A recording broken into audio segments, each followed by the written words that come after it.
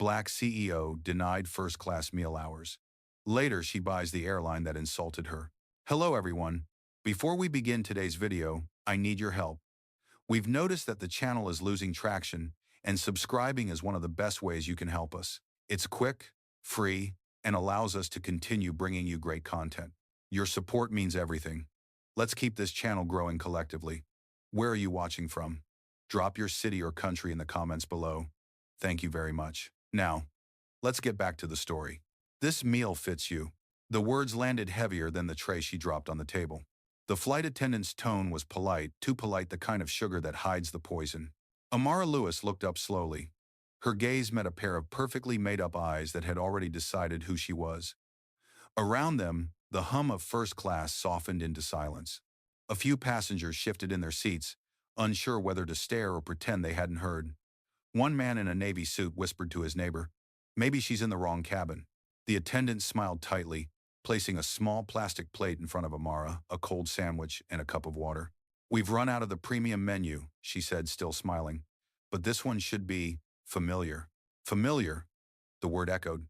Amara didn't move, didn't blink. Her manicured fingers brushed the edge of the tray, the diamond on her wristwatch catching the cabin light, quiet proof of a different story. Across the aisle, a woman snickered softly. "Unbelievable," she whispered. "You'd think first class had standards." Amara lifted her eyes, meeting the attendant's smirk with silence so sharp it cut through the air. Then, in a tone that carried the calm of storms not yet released, she asked, "Are you sure this fits me?" The attendant straightened. "Ma'am, I'm just following orders," Amara finished for her. "Yes, I'm sure you are." Her phone buzzed in her lap. She picked it up, never breaking eye contact. "Rachel," she said quietly, voice smooth as glass. "Confirm my position with Skylink Holdings." A pause. Then Rachel's voice through the earpiece, steady, professional. 18% ownership, chair of the oversight board. "Why?" Amara's eyes softened just slightly. "Because I think one of our employees needs a refresher on hospitality." The attendant blinked, confusion beginning to replace confidence. I'm sorry, I didn't realize."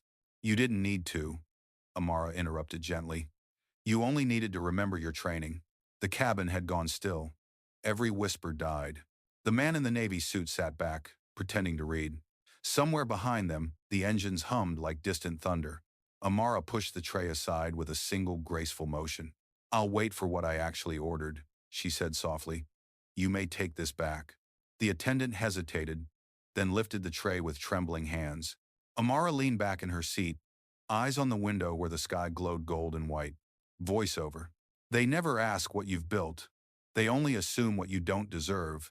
But I learned long ago, silence is the most efficient weapon in the room." Before we continue, where are you watching from? Drop your city or country in the comments below. And if you believe in dignity and justice, hit like and subscribe. These stories spark change, and we're glad you're here. Now, back to Amara. She reached for her tablet, opening a document titled Employee Audit, Flight 237. Her fingers hovered over the screen for a beat, then pressed Send. The seatbelt light flickered overhead. Outside, clouds drifted beneath them, unaware that above their calm white ocean, a storm had already begun. The hum of the engines filled the silence that followed. The attendant disappeared toward the galley, leaving behind a wake of tension no one dared to disturb. Amara leaned back in her seat, her posture immaculate, the kind that makes power look effortless. Across the aisle, the man in the navy suit cleared his throat, pretending to adjust his tie. 2 rows up, a woman peeked over her magazine, curious but afraid to be caught watching. The air was heavy with something thicker than altitude guilt. From the corner of her eye, Amara saw the attendant whispering to another crew member. They glanced her way, their faces pale beneath the perfect polish of customer service smiles. She ignored them. Her tablet screen lit up again. Rachel typing. "Rachel. Audit initiated. HR already pinged me, they're panicking. Should I loop in PR?" Amara. "No. Not yet. Let them feel it first." Rachel. "Copy. You want me to notify the captain?" Amara. "He'll find out soon enough." She set the tablet down, eyes drifting to the window. The clouds rolled beneath the wings, soft, endless, indifferent. Above them, the light was pure and unforgiving, the kind that reveals everything. A soft voice broke through the quiet. Excuse me. It was a young woman, 20-something, nervous but kind-eyed, sitting one row behind her. She leaned forward, whispering, "That wasn't right, what she did. I'm sorry you had to deal with that." Amara turned slightly, her expression unreadable. "You don't need to apologize for her." The woman hesitated. I've seen things like that before. People think they're being subtle." "Subtlety," Amara said, "is the polite mask of discrimination. The sharper it smiles, the deeper it cuts." The woman nodded, a little embarrassed. "You handled it better than I ever could." Amara smiled faintly. "That's because I've had practice." For a moment, they both looked out the window, the sky stretching forever, a perfect metaphor for how far she'd come. Then came a soft chime from the intercom. "Ladies and gentlemen, this is your captain speaking. We'll be experiencing some turbulence shortly, so please remain seated." Turbulence. The word almost made her laugh. The irony wasn't lost on her. The plane wasn't the only thing about to shake. The attendant returned, her hands clasped too tightly.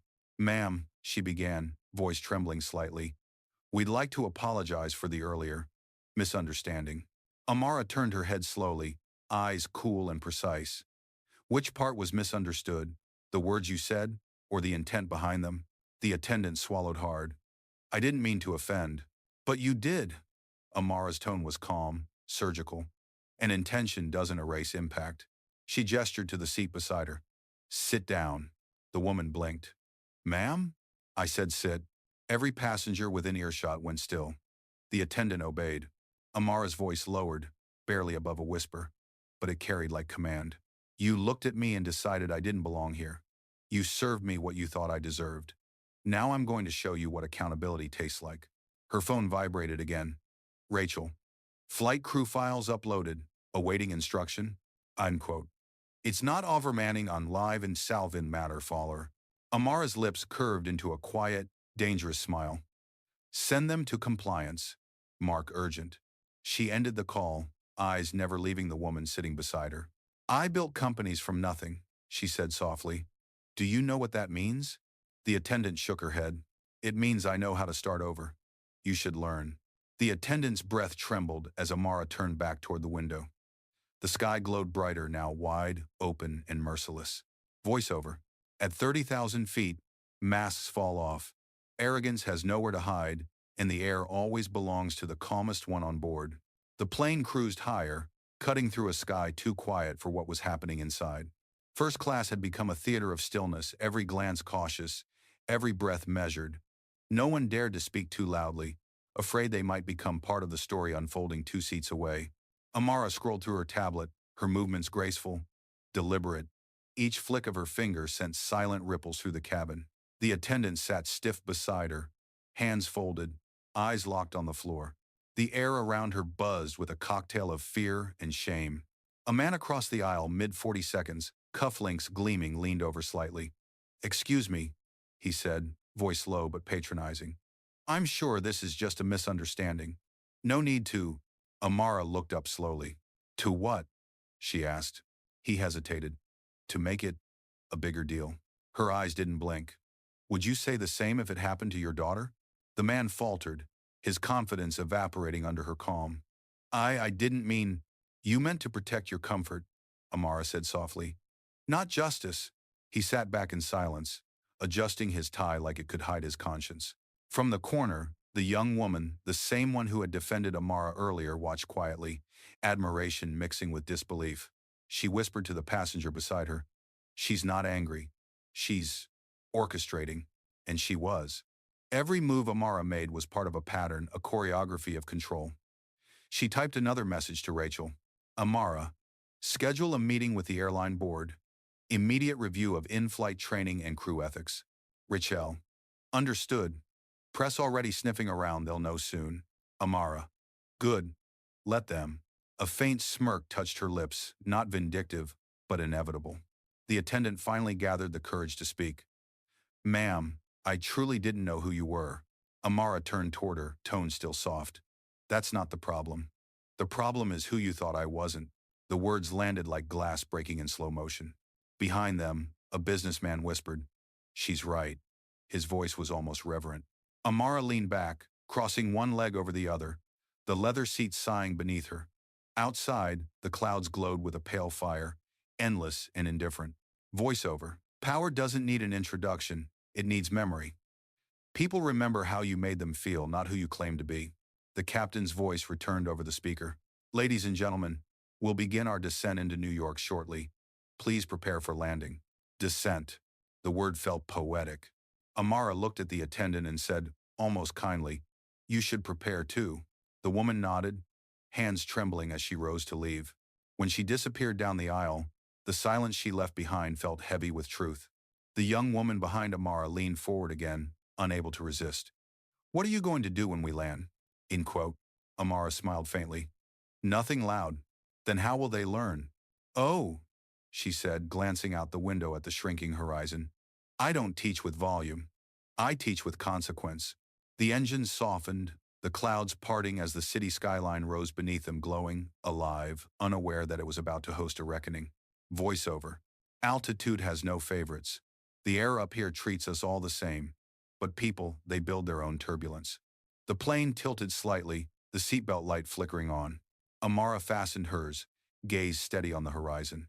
Somewhere in the quiet hum of descent, she smiled not from pride, but from precision. She had already landed long before the wheels touched the ground. The plane touched down with a muted thud, the kind that feels like punctuation at the end of a long, quiet sentence. Inside first class, the passengers exhaled in unison. The flight attendant who had insulted Amara stood by the exit, face pale, voice mechanical as she thanked people for flying with them. When Amara rose from her seat, the movement alone drew attention. Her presence carried gravity not loud but undeniable. She reached for her carry-on, polished tan leather that gleamed under the cabin lights, and turned toward the attendant. "Keep the sandwich," she said softly. "You may need it later." The woman froze, eyes darting, unsure whether to respond. Amara didn't wait. She stepped into the aisle, her heels striking a rhythm that echoed like a metronome of control. Every step said what her lips didn't. "I belong everywhere you thought I didn't." A few passengers stood to watch her leave. The young woman who had defended her earlier whispered, "That's how power walks." The cabin door opened with a hiss. Sunlight spilled in bright golden, uncompromising. Waiting just outside were two men in navy suits and one woman in a charcoal pencil dress. They stood straight, professional, but the nervous glances gave them away. "Miss Lewis," one of them began. "We're so sorry for the—" Amara lifted a hand. "Save it. Words won't fix altitude sickness." They blinked, confused. "I assume you've read the audit notice by now," she continued. "If not, you will. I don't tolerate disrespect in any airspace, especially mine." The woman in the charcoal dress swallowed hard. "Of course. We'll ensure this never happens again." "I know you will," Amara said, "because next time, there won't be a company left to make it happen." She walked past them, the automatic doors parting like they recognized her authority. Cameras flashed near the gate, reporters, passengers, curious onlookers. Someone whispered, "That's her." Rachel was waiting beyond security, tablet in hand, eyes sharp. "The clip's online," she said quietly. The passenger in row 3 uploaded everything. "It's already trending. First-class insult." Amara took the tablet, watched a few seconds of the video, the attendant's smirk, the sandwich, the silence that followed. She handed it back. "Let it run." Rachel frowned. "No statement?" "No need," Amara said. "Truth doesn't need subtitles." They walked through the terminal together, heels clicking against marble, heads turning as they passed. Amara's stride never faltered. "Board meeting in an hour," Rachel said. "Do you want me to prepare a formal reprimand for the airline management?" Amara shook her head. "Not reprimand, replacement." Rachel stopped mid-step. "You mean, I'm buying it." Rachel blinked. "The entire airline?" Amara gave a faint smile. "It's cheaper than fixing ignorance one employee at a time." They reached the car waiting outside, sleek, black, silent. As she slid into the back seat, the city skyline gleamed ahead, a web of glass and opportunity. Voiceover. Some people build walls to feel powerful, others by the ground beneath them. The difference isn't money, it's purpose. Rachel turned to her. "Do you want me to draft the acquisition proposal tonight?" Amara gazed out the window. "No rush. They'll come to me. They always do once they remember who pays for their altitude." The car pulled away, gliding into the flow of traffic. Behind her, the terminal shrank, but the echo of that cabin, that sentence, that insult burned brighter than ever. not as pain, as fuel. By the time Amara reached her office, the video had crossed 5 million views. The internet had turned her silence into legend, the clip of her expression, still and measured, replayed with captions like, "The look that grounded an airline." Inside the Solace Capital headquarters, everything was calm. Too calm. The kind of calm that comes before decisions that change economies. Rachel followed her into the glass-walled conference room, tapping through a series of alerts. "The board of Skylink Holdings just requested an emergency call," she said. "They want to discuss the public image situation." Amara set her handbag on the table, removing her sunglasses with slow precision. "Public image isn't my concern. Culture is." Rachel nodded, understanding. "The CEO himself asked to speak to you privately." "Good," Amara said, settling into the leather chair. "Let him explain how arrogance became policy." App. Moments later, the screen on the wall flickered to life. The airline's CEO, Harrison Keene, appeared, his face pale, corporate smile stretched too tight. "Miss Lewis," he began, "I want to personally apologize for what happened aboard Flight 237. It was unacceptable and—" Amara cut in gently. "Unacceptable? No. Predictable." Keene blinked. You train them that way," she continued. "To assume worth by appearance, to see passengers, not people." He adjusted his tie, flustered. "I assure you we value every customer." "Customers don't fund you, Harrison," she interrupted again. "Investors do. And I happen to be your largest one." The silence on the call was sharp enough to cut. Rachel tried not to smile. Amara leaned forward slightly, her tone calm but unarguable. "Here's what's going to happen. You'll step down as CEO, effective immediately. Your board will appoint an interim leader, preferably one who understands humility as a metric." Keene's jaw dropped. "You can't—" "I can," Amara said, voice steady. "And I already did. Check your inbox." He fumbled for his phone, and the color drained from his face as the official notice glowed on the screen. "Goodbye, Harrison." The screen went black. Rachel exhaled. That was surgical. Amara leaned back in her chair. Surgery saves what can be healed. This was an amputation. For a long moment, the only sound was the hum of the city beyond the glass. Down below, planes traced slow white lines across the blue lines of altitude. Privilege, consequence. Rachel broke the silence first. "You know what they'll say, right? That you acted out of emotion." Amara smiled faintly. "Let them. They confuse precision with anger. Common mistake." She stood, walking toward the window. Her reflection hovered beside the skyline, both made of glass and defiance. "I don't retaliate, Rachel," she said quietly. "I recalibrate." Rachel's eyes softened. "And what's next after this recalibration?" Amara turned, expression unreadable. "Ownership. Complete. Of Skylink? Of narrative," she said. "Skylink is just the plane. The story is what flies. Voiceover. They called it revenge. It wasn't. Revenge ends when the other side loses. Justice begins when the system learns." Rachel smiled faintly. "You know, that's going to be quoted by morning." "Then make sure they spell my name right," Amara replied, with a quiet smirk. As she looked out over the city, a plane ascended through the clouds, silver wings slicing sunlight. The same airline, the same logo, but not the same sky. Because from this moment on, it didn't belong to them anymore. It belonged to her. The city never slept, but Amara's office glowed differently that night, not with exhaustion, but with control. The entire 48th floor was glass and light, every reflection a reminder of how far she'd climbed. Outside, the skyline glittered with possibilities. Inside, she was drawing her next map. Rachel entered quietly, holding a folder marked Acquisition, Skylink Air. She placed it on the table with care, like setting down something both fragile and explosive. "All departments are aligned," Rachel said.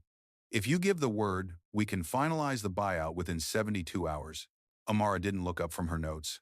"And the board?" "Panicking," Rachel replied. "They know the headlines are killing them. Stock dropped 9% this morning. Every major investor wants reassurance that you'll take over." Finally, Amara looked up, her expression unreadable. "Reassurance is overrated. I'd rather give them proof." She stood and crossed to the window, the city lights painting gold across her dark silhouette. "Do you know why I'm doing this, Rachel?"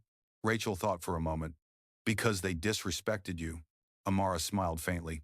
No, because they disrespected standard. One woman can take an insult, but a system that trains people to deliver it that needs grounding. Her voice was calm, but it carried the weight of decades. Rachel nodded, quiet. Then the acquisition becomes the message. Exactly, Amara said.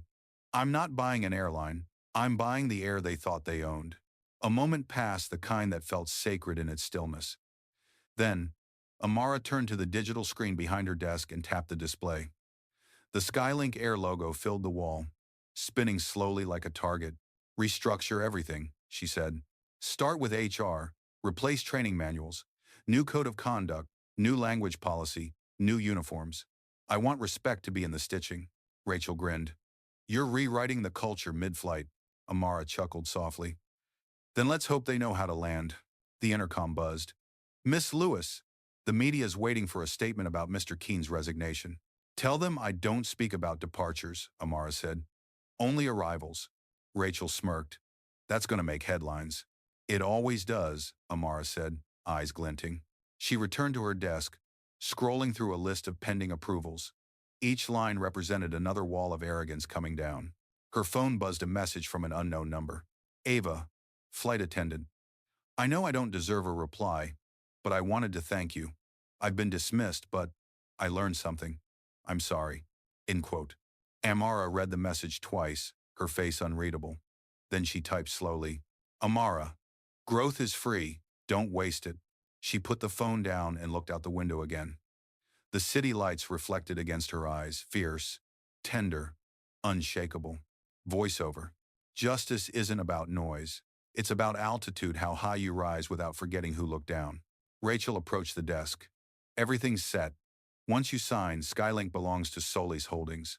Amara picked up the pen gold, heavy, deliberate. She hovered it above the paper. This isn't revenge, she whispered. It's realignment. She signed with one swift motion.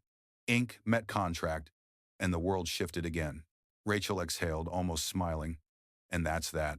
No, Amara said, eyes still on her signature. That's beginning. Outside, another Skylink jet cut across the night silver against black. Inside, a woman who once sat hungry in first class now owned the skies themselves. Morning light spilled into the Solis Tower, reflecting across polished glass and marble floors. The city buzzed below, unaware that its airspace had just changed hands overnight. Amara stood by the window, coffee in hand, her reflection layered against the skyline. Calm, composed, powerful. The kind of stillness that comes only after a storm you created and controlled. Rachel entered, tablet glowing with headlines. It's official, she said. Every major outlet ran the story. Black CEO buys airline that insulted her. You're the most talked about name in global finance today. Amara didn't smile. Then they finally noticed what they should have respected years ago. Rachel approached the desk, swiping through the coverage. Social media's calling it poetic justice. Employees from other airlines are sharing stories of discrimination. It's becoming a movement.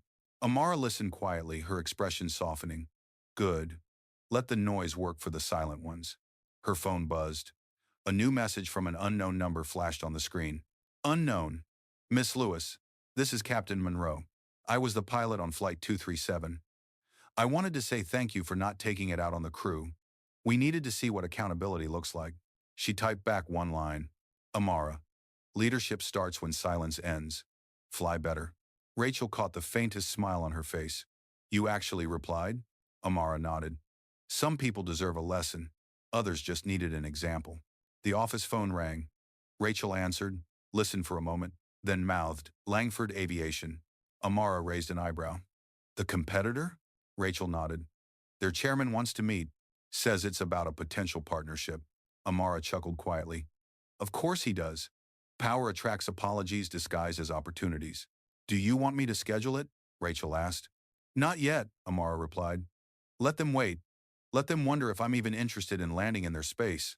She moved to the table where a new draft lay open, the redesigned Skylink Air mission statement. Every line stripped of vanity, rewritten in her tone. Empathy first, excellence follows. Rachel read it over her shoulder. You're changing their DNA. Amara nodded. Because the sky doesn't need more planes. It needs better people flying them. They stood together in silence for a moment, watching the light climb the city's towers. Then Rachel said softly, "You know, you could have humiliated them, fired everyone on the spot, gone public with everything, but you didn't. Instead of lying." Amara turned, voice calm but certain. "Because revenge is temporary.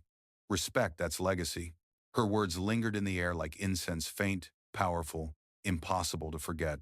A knock at the door. Her assistant entered, holding a box. "These just arrived, Miss Lewis, from the Union of Skylink Flight Crews." Amara gestured for him to open it. Inside was a single gift, a small model airplane, silver with engraved wings.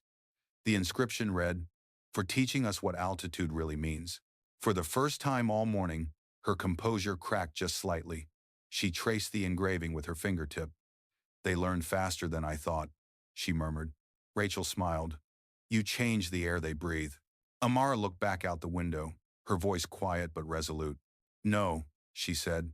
"I reminded them it belongs to all of us. It's fam." Voiceover. "The ground below the clouds holds the same truth as the sky. Dignity doesn't rise with altitude. It travels with character." The camera would fade out on her reflection, half shadow, half sunlight. A woman who had taken the ugliest insult and turned it into policy, reform, and example. Not vengeance. Evolution. 3 weeks later, the hum of New York had changed. Skylink Air, once a symbol of prestige and prejudice, was now on every magazine cover, every morning talk show, every trending feed. The world couldn't stop talking about the woman who had rewritten what altitude meant. But inside Amara's office, it wasn't noise that filled the space. It was purpose. The sun poured across her desk, reflecting off the miniature airplane she'd been gifted, the one engraved, "For teaching us what altitude really means." She picked it up, studied the light dancing across its wings, and smiled faintly. Rachel entered, carrying 2 coffee cups and a folder marked "Post-Acquisition Performance." "You might want to see this," she said. "Passenger satisfaction is up 30%. Employee turnover dropped by half. And here's the best part. More black and brown candidates applied for corporate roles at Skylink this month than in the past 5 years combined." Amara set the plane down gently. "Progress isn't magic," she said. "It's design." Rachel grinned. "Well, whatever you're designing, it's working." Amara stood and walked to the window. Below her, a Skylink jet glided across the runway, sleek, repainted in silver and midnight blue, bearing the company's new slogan across the fuselage. "Respect takes flight." For a moment, she just watched it taxi toward the horizon. A vessel of change, powered by silence and precision. Then her phone buzzed an unknown number again. She hesitated before answering. "Miss Lewis?" The voice on the other end was soft, hesitant. "It's Ava, the flight attendant." Amara's tone remained steady. "I remember. I wanted to tell you," Ava continued, her voice trembling slightly. "I've started training again with a new airline. I used your story in orientation. They asked us what professionalism meant to us, and I said, it's remembering who you're serving, not judging who you're serving." Amara was silent for a beat. Then, "You learned the lesson." "I had to," Ava said quietly, "because I lived it." The words weren't apology, they were transformation. "I'm proud of you," Amara said finally. "You corrected the altitude." Ava exhaled, the sound carrying both relief and reverence. "Thank you, Miss Lewis. For not ruining me when you could have." Amara smiled softly. "Growth hurts less than punishment, but it lasts longer." When she hung up, Rachel was standing in the doorway, pretending not to have listened but clearly moved. "That was her?" Amara nodded. "She sounds changed." "Experience does that," Amara said. "When you survive your own arrogance, you don't forget the altitude drop." They shared a knowing silence, the kind between two people who'd both fought the invisible battles others pretend don't exist. Then Rachel said, "You've turned a scandal into a case study. Harvard's calling it the Lewis Principle." Amara raised an eyebrow. "What principle?" "Never retaliate. Redefine." Amara chuckled softly. "I'll take that." She returned to her desk, signing a few documents, each one shaping the airline's next chapter. New scholarship programs for aviation students from underrepresented backgrounds. Leadership pipelines for women in flight operations. Cultural training for global crews. Every pen stroke was another quiet rebellion. Rachel glanced at the model plane again. "Do you ever stop to think about how far you've come?" Amara smiled. "No.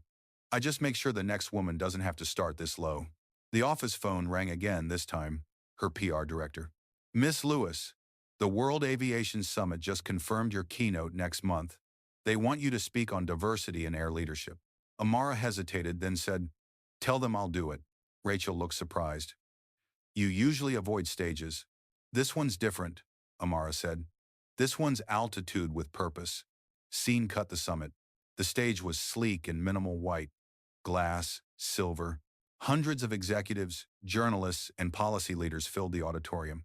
Amara walked onto the stage in a tailored cream suit, the crowd rising in applause that sounded less like admiration and more like acknowledgement. When the room quieted, she began. 3 months ago, she said, her voice even unhurried, someone told me a meal fit me better. They were wrong. But what mattered wasn't the insult, it was the system that allowed it. Every eye was locked on her. I didn't buy an airline to prove power. I bought it to prove possibility. Because the sky, like success, doesn't belong to those who gatekeep it. It belongs to those who respect its altitude. A quiet wave rippled through the audience, not applause yet, just realization. I learned something at 30,000 feet, she continued. Respect doesn't need noise. Dignity doesn't need defense. And justice doesn't need revenge. It just needs someone unafraid to sit in the wrong seat and make it right. Now the applause came. Rising, sustained, genuine. Amara didn't bow. She simply nodded once, her expression calm, proud, complete. Voiceover. They said I flew too high, but I wasn't reaching for clouds. I was clearing the air. As the lights dimmed and the camera pulled back, the new Skylink jet lifted off the runway behind her, the words respect takes flight gleaming under the sun. The world, it seemed, had finally learned to breathe at her altitude. Night settled over the city like a soft curtain of gold and glass. The applause from the summit still echoed faintly in Amara's mind, not as noise, but as validation. She sat alone in her office again, lights dimmed, skylines sprawling before her like a quiet witness. On her desk rested the model airplane, the same silver gift from the crew she once humbled. Its inscription gleamed under the lamplight, for teaching us what altitude really means. She picked it up, ran her thumb across the engraved words, and whispered to herself, They finally see it. Her phone buzzed. A message from Rachel, trending again. Black CEO turns insult into empire. You did it. Amara typed back, No, we did, and it's just the beginning. She stood by the window, watching a real Skylink jet cut through the darkness, its new livery catching the moonlight. Respect takes flight. Voiceover. The world doesn't change because we shout louder. It changes when silence refuses to shrink. I didn't rise to prove my worth. I rose to remind them that worth was never theirs to measure. Infrast. As the plane disappeared into the clouds, Amara smiled, not the smile of victory, but of peace. She didn't just own the sky anymore. She'd taught it how to remember her name.